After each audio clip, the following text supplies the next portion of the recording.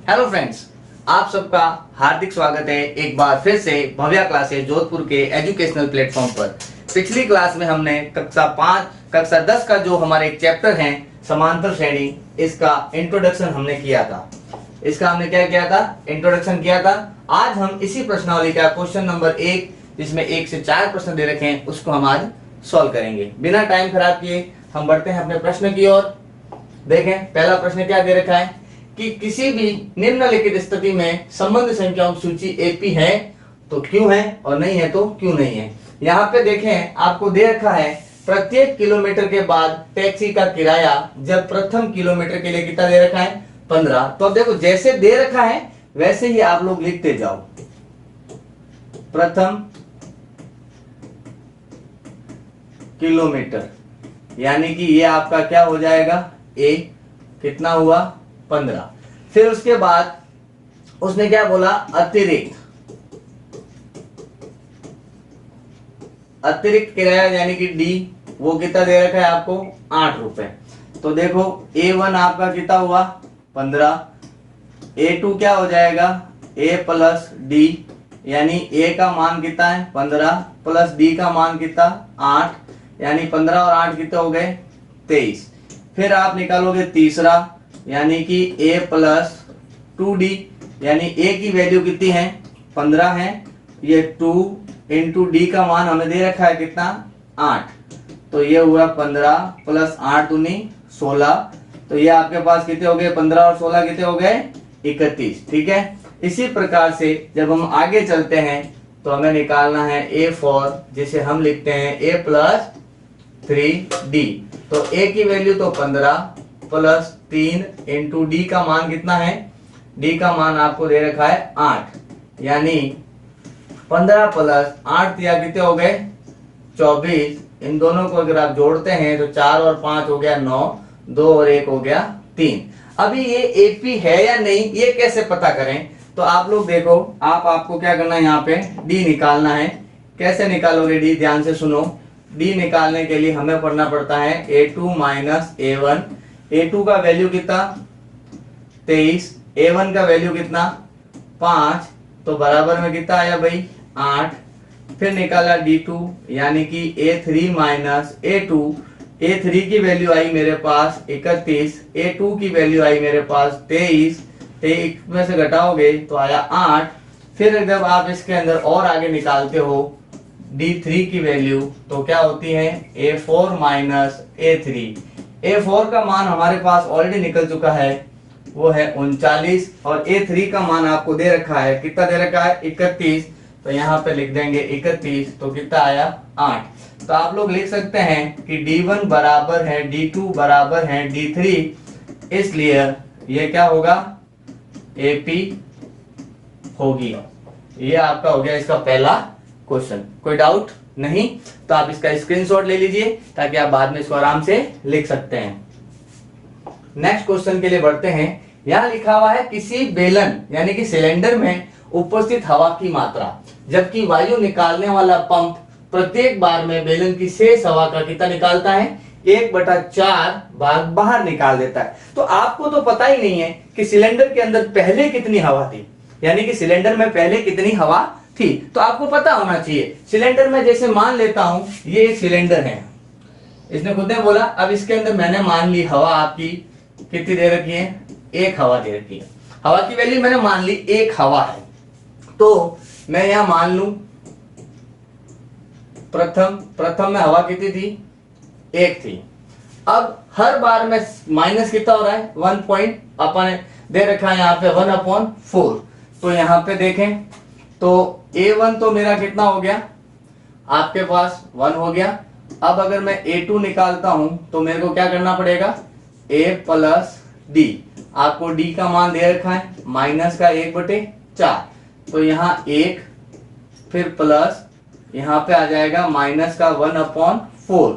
तो ये 1 plus minus minus 1/4। देखो यहाँ कोई नहीं, यानी कि 1, एलसीएम कितना? 4। तो यहाँ आएगा 4 माइनस 1, यानी कितना आया? 3/4। ये आया A2 का मान। फिर हम निकालेंगे A3 का मान, जिसे हम बोलते हैं 3 कैसे निकलेगा, a प्लस 2d। तो a की वैल्यू कितनी दे रखी है आपको, 1 प्लस 2 इंटू में माइनस का 1/4। तो यहाँ आप देखें 1 प्लस 2 को इससे डिवाइड कर देंगे तो 1/2 आएगा किसका, माइनस का, यानी कि 1 प्लस माइनस माइनस 1/2, एक में से आधा जाएगा तो आपके पास कितना आ जाएगा, 1/2। a1 a2 a3 आप निकाल चुके हैं। अब आपको निकालना है a4। तो a4 होता है a प्लस 3d।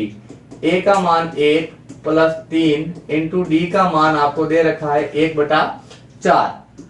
देखें तो ये हुआ 1 प्लस माइनस माइनस 3/4, नीचे कोई नहीं मतलब 1, तो एलसीएम 4 हुआ, तो यहाँ आ गया 4 और यहाँ आ जाएगा 3, तो ये आया आपके पास 1/4।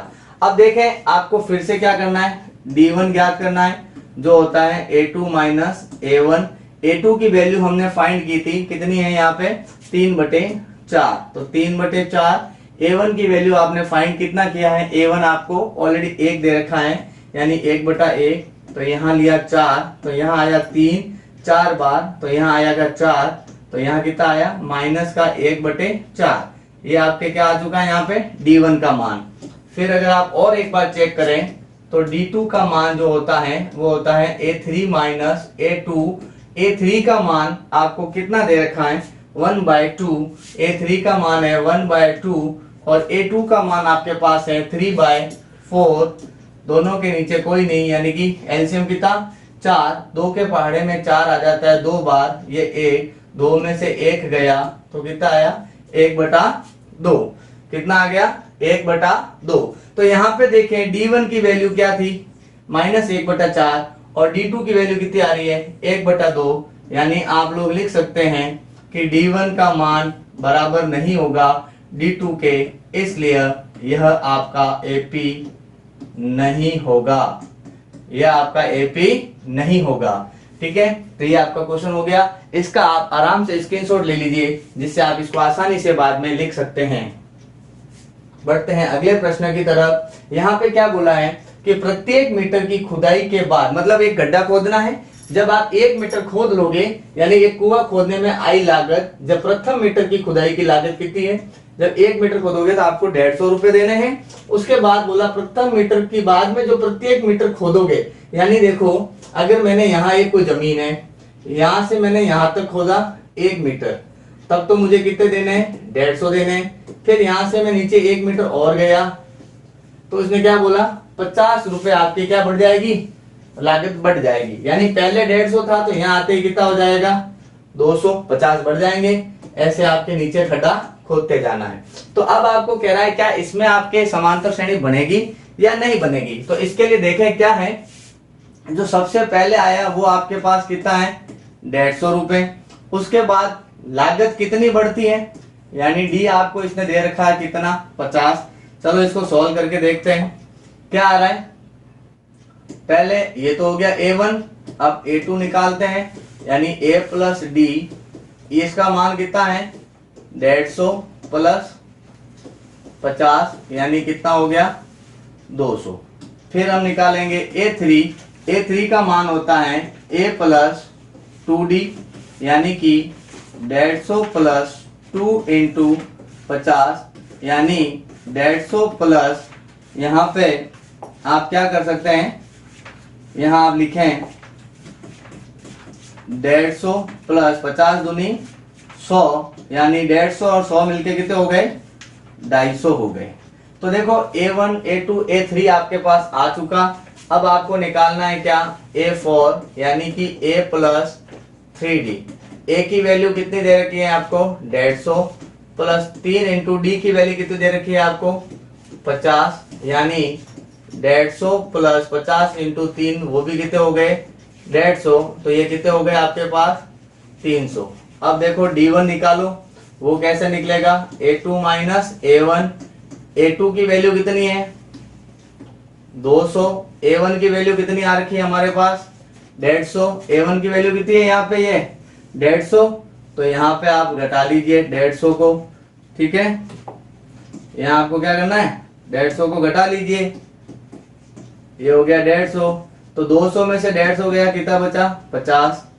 फिर D2 निकालेंगे, यानी कि A3 माइनस A2, तो A3 की वैल्यू कितनी है 250, A3 की वैल्यू कितनी है 250 है, ध्यान से लिखें इसको, A3 माइनस A2, A3 की वैल्यू कितनी 250 और इसकी वैल्यू दे रखी है कितनी 200, घटाओगे तो कितना आया 50। फिर आप लोग और एक बार D3 निकाल के भी कंफर्म कर लीजिए, D3 यानी कि A4 माइनस A3, A4 का वैल्यू कितना दे रखा है हमें 300 और A3 का वैल्यू दे रखा है 250, यानी इसमें से इसको घटाएंगे तो कितना आया 50।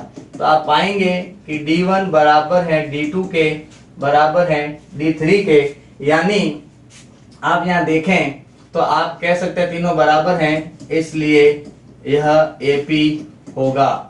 ठीक है, ये हो गया आपका तीसरा प्रश्न। यानी कि समांतर श्रेणी होने के लिए सबसे बड़ी बात है कि आपका D1, D2, D3 जो भी है ये आपके क्या होना चाहिए, इक्वल होना चाहिए। अगर ये इक्वल है तो आपका समांतर श्रेणी होगी, नहीं तो नहीं होगी। ठीक है, नेक्स्ट क्वेश्चन की तरफ बढ़ते हैं, देखें क्या कह रहा है नेक्स्ट क्वेश्चन। खाते में प्रत्येक वर्ष का मिश्र धन, जबकि आपका पहले क्या दे रखा है राशि 10,000 और उसके ऊपर ब्याज कितना लग रहा है 8%, और तो चक्रवृद्धि ब्याज पर क्या कर रहा है जमा। तो अब मेरी बात ध्यान से सुने, ए का सूत्र यानी कि मिश्रधन का सूत्र क्या होता है, मिश्रधन का सूत्र होता है P गुणा 1 प्लस R बटे 100 ऊपर होता है T। अब मैं अगर प्रथम वर्ष का निकालूंगा तो मेरे पास क्या आएगा 10,000 इंटू 1 प्लस 8 बटे 100 और ऊपर 1 वर्ष, तो ये हमारे पास कितना आया 10,000 इंटू 100 एकम 100, 100 और 8 कितने हो गए 108 बटे 100। ठीक है, ये 2 जीरो से 2 जीरो कट गए, तो ये आपके पास आ गया 10,800। फिर आपको बोला उसने दूसरे वर्ष का भी ऐसे ही निकालना है, तो देखें 10,000 इंटू यहाँ पे क्या हो जाएगा अब 108 बटे 100 और ऊपर क्या आएगा 2। फिर A3 निकालेंगे तो क्या आएगा 10,000 इंटू 108 बटे 100 बटे में क्या आ जाएगा ऊपर घात 3। तो अब यहाँ आप जब सॉल्व करेंगे तो आप पाएंगे कि D1 not equal to D2 not equal to D3, इसलिए यह AP नहीं होगा, यह AP नहीं होगा। इसको आप सॉल्व करना। ठीक है, आपको क्या करना है सिर्फ और सिर्फ इसकी कैलकुलेशन सॉल्व करनी है और उसके बाद A1 A2 A3 आपको दे रखे हैं, तो आप D1 D2 और D3 निकाल सकते हैं। तो आज हमने प्रश्नावली 5.1 का पहले सवाल के चारों क्वेश्चन किए। अब हम अगली क्लास के अंदर इसके अगले 4 क्वेश्चन करेंगे। तब तक के लिए आप इसका रिवीजन कीजिए। मिलते हैं अगली क्लास में। जय हिंद, जय भारत।